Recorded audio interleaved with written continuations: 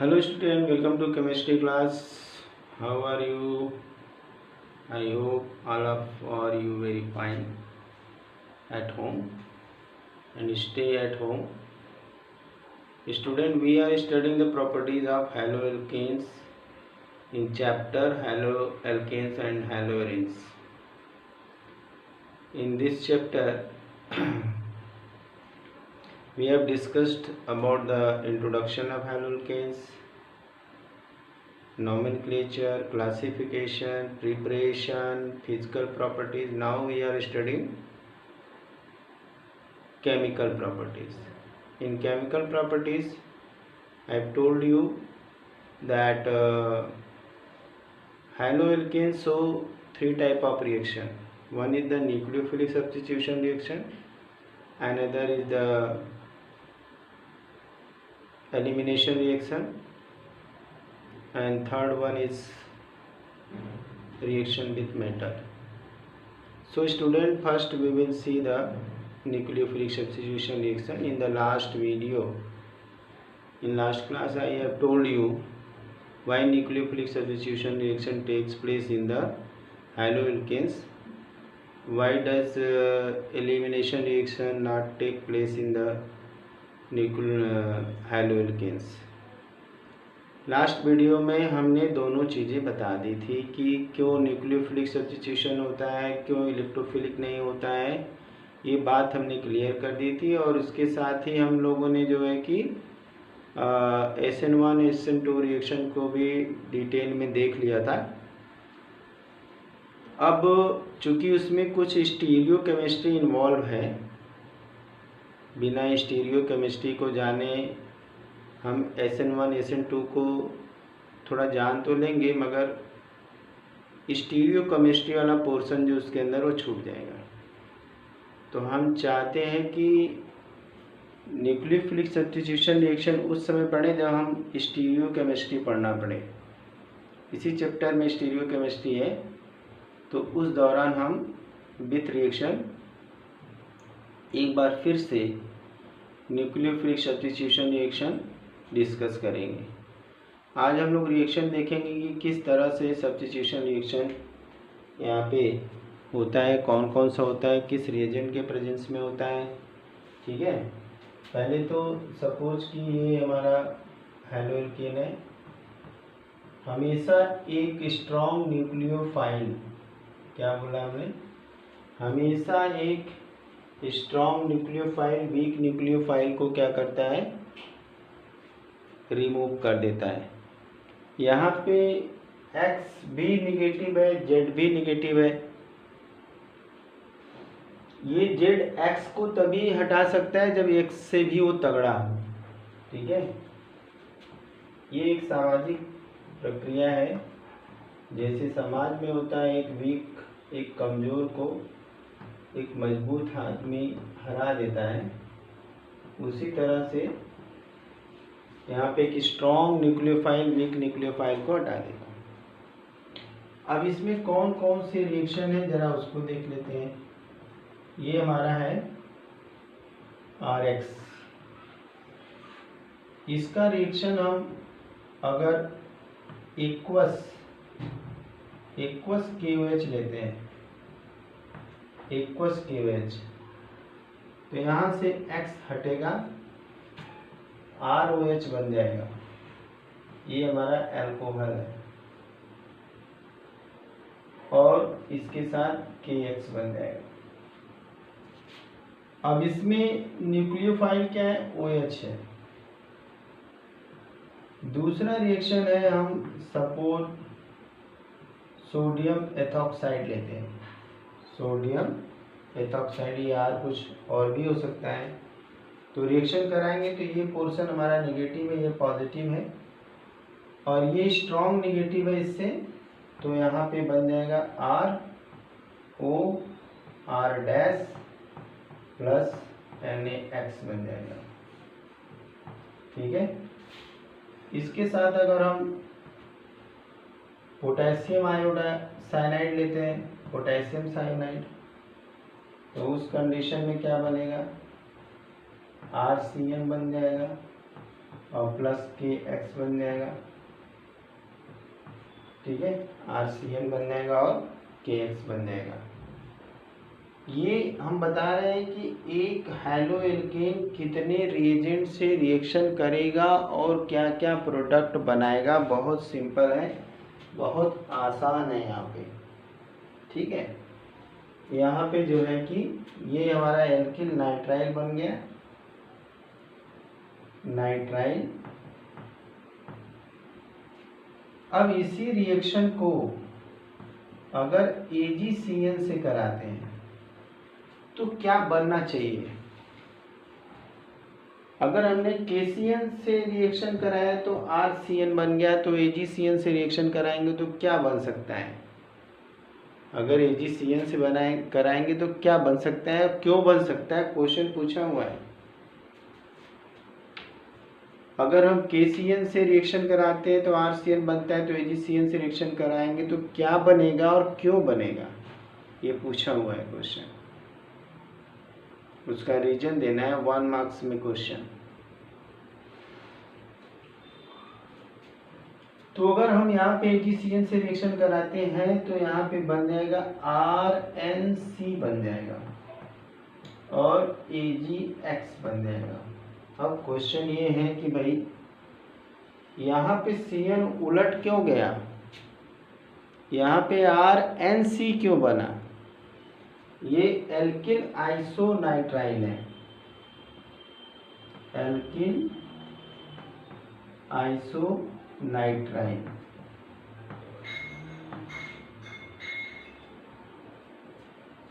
ऐसा क्या हो गया, दोनों मेटल है और दोनों में CN है, ऐसा क्या हो गया कि इसमें NC बन गया फिर CN बन गया।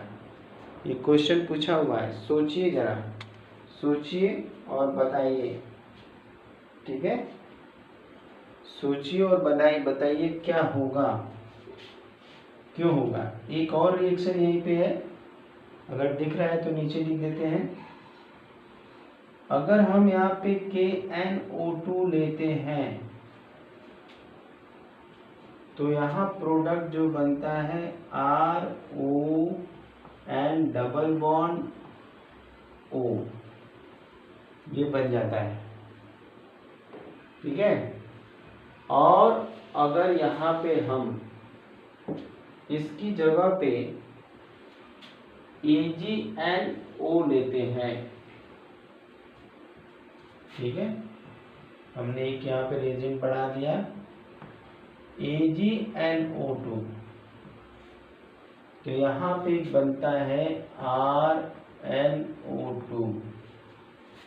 दोनों में डिफरेंस एकदम साफ दिखाई दे रहा है। ये क्वेश्चन का जवाब आपको ढूंढना है, यहाँ ऐसा क्यों होता है। इसे हम ऑनलाइन क्लास में एक्सप्लेन करेंगे, आपको ये सोचना है। वैसे तो ये देख के खुद ही आंसर बता रहे हैं, अब ये आंसर ढूंढना आपका काम है, ठीक है। नोट कर लीजिए इसको।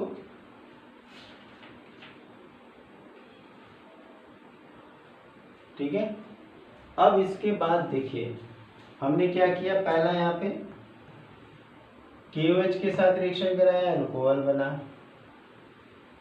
NaOR के साथ रिएक्शन कराया, सेकेंड ईथर बन गया, ईथर बन गया। KCN के साथ रिएक्शन कराया, एल्किल नाइट्राइल बन गया, ठीक है। AgCN के साथ बनाया, एल्किल आइसोनाइट्राइल बन गया, ठीक है। ये तो एल्किल O नाइट्रेट है और ये एल्किल N नाइट्रेल है, नाइट्रेट है, इसको नाइट्रेट भी लिख सकते हैं केवल, ठीक है। तो ये क्वेश्चन पूछा हुआ है, ये हमारा तीसरा हो गया, चौथा हो गया, पांचवा हो गया और ये छठा हो गया। इसको जल्दी जल्दी नोट कर लीजिए फटाफट। अब इसके बाद अभी इसमें और भी बहुत सारे रिएक्शन हैं, वीडियो को पॉज करके भी नोट किया जा सकता है। तो अब इसको हम इरेज करते हैं। मगर क्वेश्चन याद रखिएगा, हमने जो 2 क्वेश्चन पूछे हैं, 2 डिफरेंट बिहेवियर क्यों आया। क्वेश्चन को अगर ध्यान से देखेंगे तो वो चीज़ें बहुत साफ दिखाई दे रही हैं, बहुत आसानी से समझ सकते हैं। अब यहाँ पे अगर हम RCOOOMG AG से रिएक्शन करा दें तो क्या बनेगा।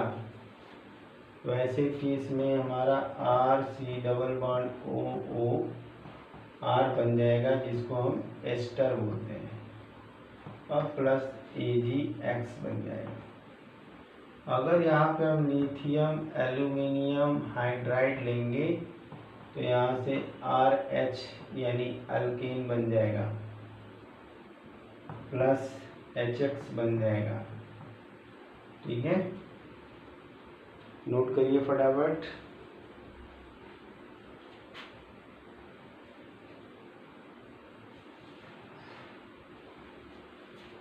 हो गया, नोट कर लिया। अगला हम देखते हैं यहाँ पे रिएक्शन। अगर यहाँ पे हम अमोनिया से रिएक्शन कराते हैं तो यहाँ पे एमीन बन जाएगा, NH2 + HX, ये एमाइन बन गया। ठीक है, और अगर इसका रिएक्शन हम NaC≡CH से कराएंगे तो यहाँ से RC≡CH बन जाएगा। ये क्या है, अल्काइन है।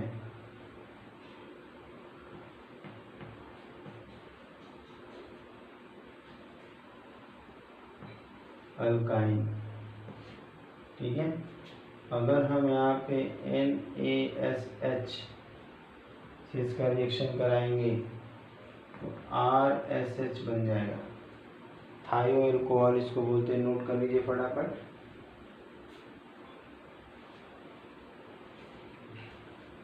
तो कुल मिलाकर के यहाँ पे 8, 9, 10, 11 रिएक्शन हमने यहाँ पे देखा। ये थायो, इसको अल्कोहल बोलते हैं, थायो अल्कोहल। तो हमने देखा क्या क्या चीज़ें इससे बन जाती हैं। ठीक है, यही ये जो हमने रिएजेंट लिखे बहुत इम्पॉर्टेंट रिएजेंट है। इनका यूज हर जगह हर चैप्टर में मिलेगा। इनका यूज जो है हर जगह हर चैप्टर में मिलेगा, और फंक्शन भी यही है जो यहाँ पे है। फंक्शन भी क्या है, यही है जो यहाँ पे है। ठीक है, तो इस रिएजेंट के यूज़ को जो है ध्यान से नोट करिएगा और दिमाग में बैठाने की कोशिश करिएगा। एक सीक्वेंस में लिखा हुआ है, किसी सीक्वेंस में लिखा हुआ है, उस सीक्वेंस को अगर ध्यान में रखेंगे तो आई होप ये आपको याद रहेगा। ठीक है, चलिए नोट कर लीजिए इसको, वीडियो पॉज करके भी नोट कर सकते हैं। अब हम आते हैं नेक्स्ट एलिमिनेशन रिएक्शन पे। क्या करेंगे अब, एलिमिनेशन रिएक्शन। एलिमिनेशन रिएक्शन में देखेंगे सेकेंड हमारा है एलिमिनेशन। जैसा नाम सजेस्ट करता है एलिमिनेशन रिएक्शन, एलिमिनेशन रिएक्शन में क्या होता है कि जो सैचुरेटेड कंपाउंड होता है, सैचुरेटेड कंपाउंड जो होता है, कंपाउंड अनसैचुरेटेड में बदल जाता है। ठीक है, अनसैचुरेटेड कंपाउंड में एलिमिनेशन रिएक्शन जो होता है एक अल्फा एलिमिनेशन होता है। एलिमिनेशन, ये सारी चीज़ें हम लोग 11th में पढ़ चुके हैं। यहाँ आया है तो एक बार नाम बता दे रहे हैं। अल्फा एलिमिनेशन या 1-1 एलिमिनेशन कहते हैं इसको, एलिमिनेशन। और दूसरा यहाँ पे बीटा एलिमिनेशन, एलिमिनेशन। जिसको हम 1,2 और इसको हम 1,2 एलिमिनेशन भी कहते हैं।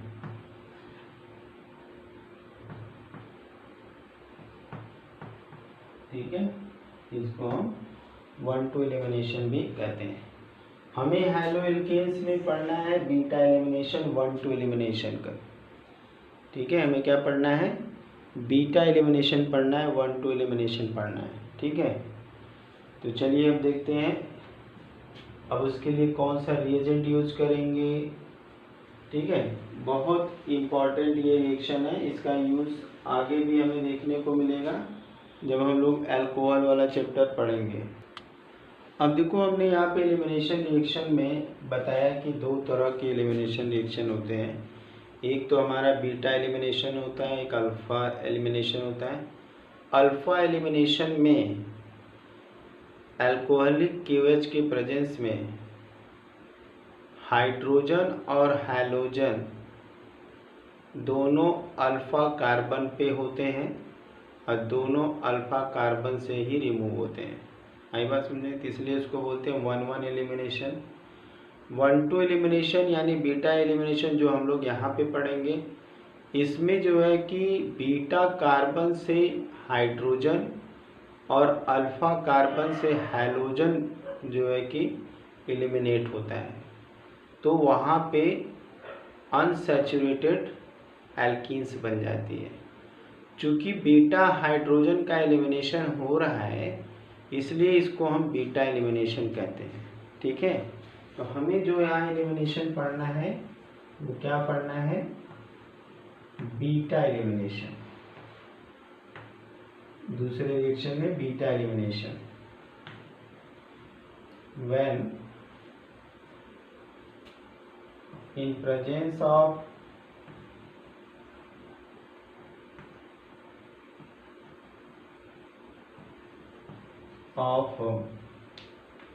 in presence of alcoholic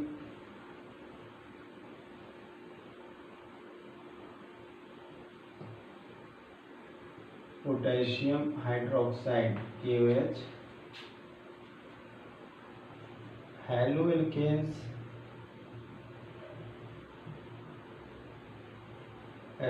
are heated,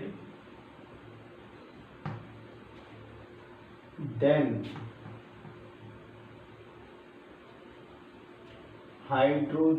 beta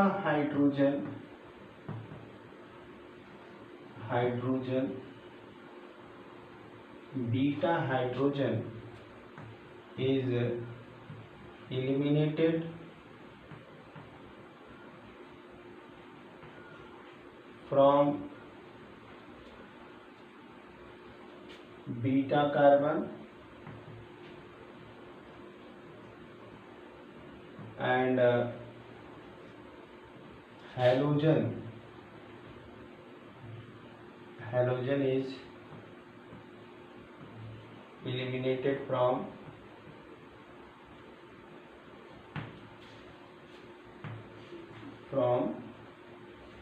alpha carbon,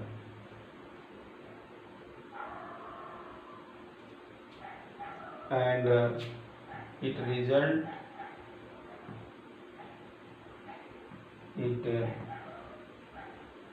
results formation of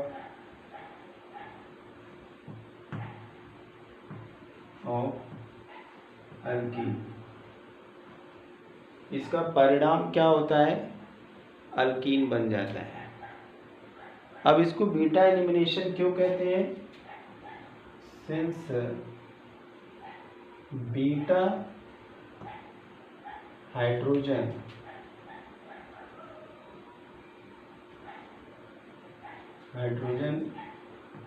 is eliminated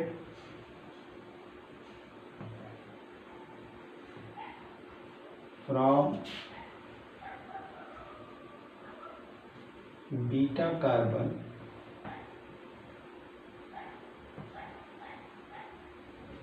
hence it is called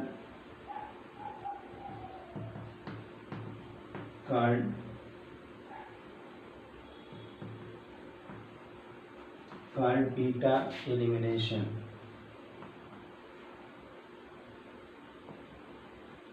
since यहाँ पे हो क्या रहा है कि पहले हाइड्रोजन एलिमिनेट हो रहा है। पहले क्या हो रहा है? हाइड्रोजन एलिमिनेट हो रहा है, इसलिए इसको हम बीटा एलिमिनेशन बोलेंगे। ठीक है, अब बातें तो हो गई, बहुत लिख लिया हम लोगों ने, रिएक्शन देख लिया जाए। रिएक्शन भी देखना बहुत ज़रूरी है। ठीक है, तो ये हमने नोट कर लिया। When in presence of alcoholic KOH haloalkanes are heated, then beta hydrogen is eliminated from the beta carbon and hydrogen is eliminated from alpha carbon, and it result formation of alkenes. Since beta hydrogen is eliminated from the beta carbon, hence it is called beta elimination reaction. Okay, अब यहाँ पे हम reaction देखेंगे। ठीक है, पहले क्या करेंगे? रिएक्शन देखेंगे हम लोग। पहला हमारा रिएक्शन है CH3CH2 Br। ठीक है, या सपोज हम यहाँ पे X लिख लेते हैं पहले। अब यहाँ पे हम एल्कोहलिक केवल डॉट एल्कोहलिक KOH ले लेते हैं। दो तरह के KOH होते हैं, इनका यूज भी बहुत इम्पॉर्टेंट है इस चैप्टर में। इस चैप्टर में नहीं, आगे भी। जो एक्वस KOH होता है वो सब्स्टिट्यूशन कराता है, जो कि हमने न्यूक्लियोफिलिक सब्स्टिट्यूशन में देखा। अल्कोहलिक KOH होता है वो एलिमिनेशन कराता है, वो भी बीटा एलिमिनेशन करा रहा है यहाँ पे, तो ध्यान में रखना है। अब ये हमारा कार्बन है अल्फा और ये कार्बन है बीटा। अब इस बीटा के पास जो हाइड्रोजन है इसको हम थोड़ा ऐसे कर देते हैं यहाँ पे हाइड्रोजन। अब ये हाइड्रोजन हमारा बीटा हाइड्रोजन है। क्या है? Beta hydrogen. अब इसमें क्या होगा कि जो हमारा यहाँ पे OH है, ये जो OH है, ये बॉन्ड टूटेगा, हाइड्रोजन इधर आएगा, ये इधर जाएगा। ठीक है, ये इलेक्ट्रॉन इधर खींचेगा इस साइड में और ये इसको लेके निकल जाएगा। ठीक है, तो यहाँ से हमारा बन जाएगा CH2 double bond CH2 plus H2O plus KCl। ठीक है, ये हमारा प्रोडक्ट हो गया। ठीक है, ऐसे ही हम रिएक्शंस को देखेंगे, हीट करते हैं।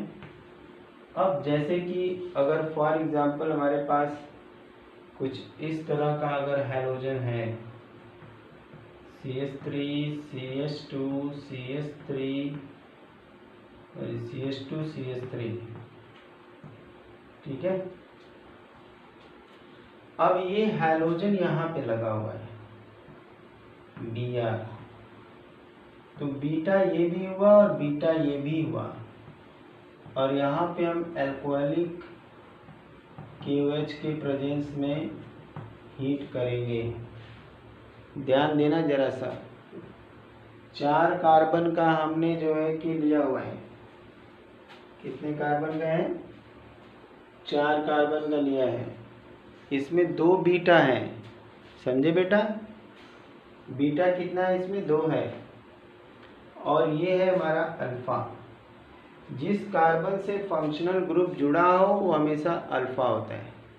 ऐसा नहीं कि ये चीज़ हम यहीं पढ़ेंगे, ध्यान में ये रखना है कि जहाँ फंक्शनल ग्रुप जिस कार्बन से जुड़ा होगा वो अल्फा होगा, उसके जस्ट एडजेसेंट वाला, जस्ट बगल वाला बीटा होगा, और उसके बाद वाला गामा होगा, और उसके बाद वाला डेल्टा होगा। तो ये बात हमेशा ध्यान रखना है, ये नहीं कि केवल यहाँ पे पढ़ना है हमें। ठीक है, अब यहाँ क्वेश्चन क्या है कि अगर यहाँ बीटा एलिमिनेशन होता है तो बीटा एलिमिनेशन की जगह 2 है, एक ये है और एक ये है। ठीक है। अब बीटा एलिमिनेशन कहाँ से होना चाहिए और क्यों होना चाहिए? हमें इस बीटा एलिमिनेशन से स्टेबल प्रोडक्ट पाना है, स्टेबल प्रोडक्ट पाना है। तो हमें ये ध्यान में रखना पड़ेगा कि अगर हम बीटा एलिमिनेशन कर रहे हैं तो बीटा एलिमिनेशन के बाद मैक्सिमम अल्फा हाइड्रोजन हमें मिलना चाहिए। क्या मिलना चाहिए? हाइपर कंजुगेशन होना चाहिए मैक्सिमम। हाइपर कंजुगेशन क्या होना चाहिए? मैक्सिमम होना चाहिए। तो देखते हैं, पहले यहाँ दो प्रोडक्ट बनेगा। एक तो अगर हाइड्रोजन यहाँ से निकलेगा और एक हाइड्रोजन यहाँ से निकलेगा। तो अगर हम इसको फर्स्ट मान लें, ये पहला प्रोडक्ट, इसको दूसरा प्रोडक्ट मान लें, ठीक है। और ये हाइड्रोजन तो अपनी जगह से निकलेगा ही, ठीक। तो ये हो जाएगा CH3 CH double bond CH और CH3। दूसरा जो प्रोडक्ट यहाँ पे बनेगा, अगर ये हाइड्रोजन निकलता है तो CH3 CH2 CH double bond CH2। अब दोनों में एक फर्क दिखाई दे रहा है। दोनों में फर्क क्या दिखाई दे रहा है? अब ये तो हो गया फंक्शनल ग्रुप, ये हो गया अल्फा कार्बन।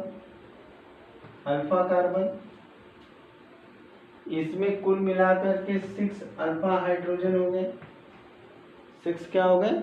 Alpha hydrogen. और हाइपर कंजुगेशन में हमने क्या पढ़ा है? जितना ज़्यादा अल्फा हाइड्रोजन उतना ज़्यादा हाइपर कंजुगेशन, और जितना ज़्यादा हाइपर कंजुगेशन उतना ज़्यादा स्टेबल कंपाउंड। जितना ज़्यादा अल्फा कार्बन उतना ज़्यादा अल्फा हाइड्रोजन, जितना ज़्यादा अल्फा हाइड्रोजन उतना ज़्यादा हाइपर कंजुगेशन, और जितना ज़्यादा हाइपर कंजुगेशन उतना होगा स्टेबल प्रोडक्ट। क्लियर है बात? अब यहाँ पे क्या देखते हैं, ये हो गया हमारा फंक्शनल ग्रुप। तो ये हो गया अल्फा कार्बन, तो यहाँ पे है 2 अल्फा हाइड्रोजन, यहाँ पे है 6 अल्फा हाइड्रोजन। तो मोर स्टेबल क्या होगा? ये होगा 81% इसके बनने के चांस है, और 19% इसके बनने के चांस है। ऐसे क्वेश्चन रीजनिंग होते हैं। तो सेट-जेफ रूल यहाँ पे काम करता है। सेट-जेफ रूल यहाँ पे क्या काम करता है? इसको इरेज करेंगे। इसको जो है कि आप लोग स्क्रीनशॉट लेके भी क्लास नोट कर सकते हैं, या जैसे नोट कर लें। तो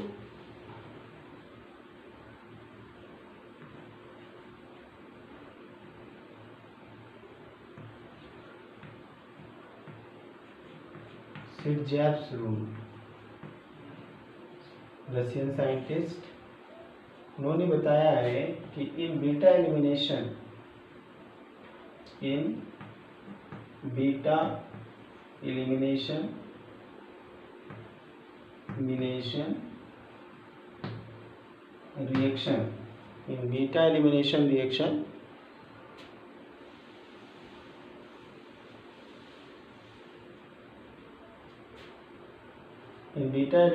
reaction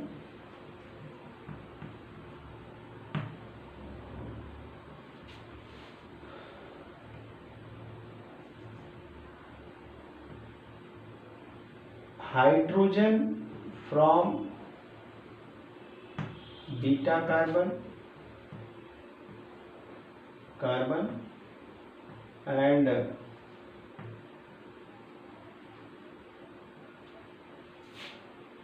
halogen from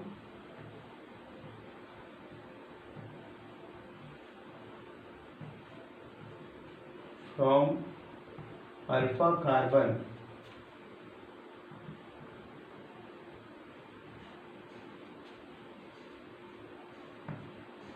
eliminate in such way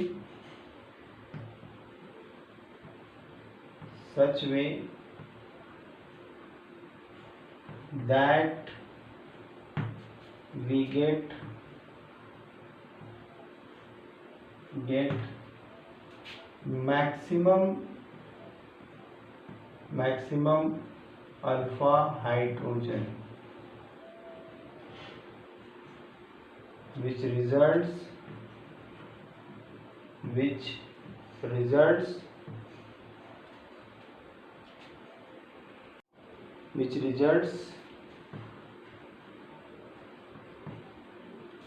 formation of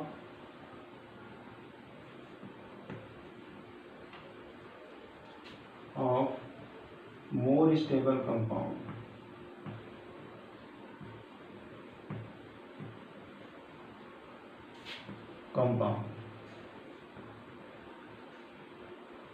ठीक है, यही है सिरजफ रूल। बीटा एलिमिनेशन में हमेशा बीटा हाइड्रोजन और अल्फा कार्बन से हैलोजन इस तरह से एलिमिनेट होते हैं कि मैक्सिमम हमें अल्फा हाइड्रोजन मिले जिससे कि स्टेबल प्रोडक्ट बने। तो आज हमने एलिमिनेशन रिएक्शन कंप्लीट कर लिया। कल हम लोग मेटल के साथ रिएक्शन देखेंगे। Thank you, have a nice day.